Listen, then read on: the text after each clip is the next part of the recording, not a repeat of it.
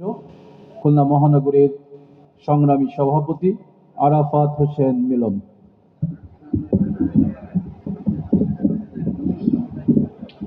আউযু বিল্লাহি মিনাশ শাইতানির রাজিম। বিসমিল্লাহির রহমানির রহিম।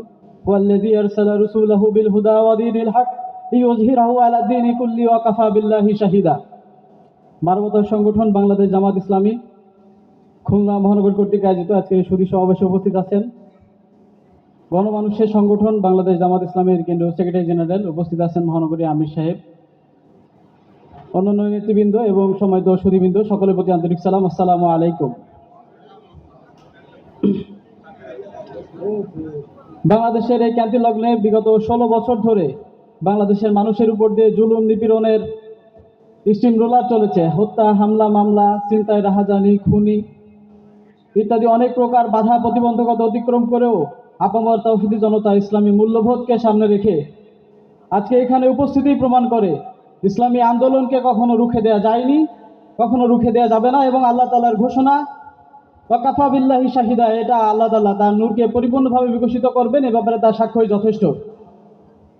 ইসলামী ছাত্র শিবির বিগত সময়গুলোতে কাজ করতে যে ইসলামের আহ্বানকে কিশোর থেকে শুরু করে তরুণ যুবকদের মাঝে পৌঁছে দিতে যে তারা যে শাহাদাতের ঘটনা ঘটেছে, এই ময়দানে রক্ত ঝরিয়েছে, তার মধ্য দিয়ে বাধা অতিক্রম করে কখনো তাদের গতি রোধ করা যায়নি। ইনশাআল্লাহ আগামীতেও ছাত্র শিবির সকল ছাত্রের কাছে ইসলামের সুমহান আদর্শকে পৌঁছে দেবে ইনশাআল্লাহ।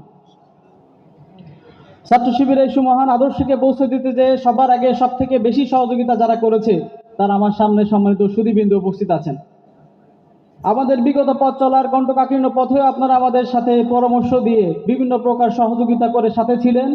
আগামীর দিনগুলোতেও আমরা সেই আশা ব্যক্ত করতে চাই সকল প্রকার সহযোগিতা আপনাদের কাছ থেকে পাবো।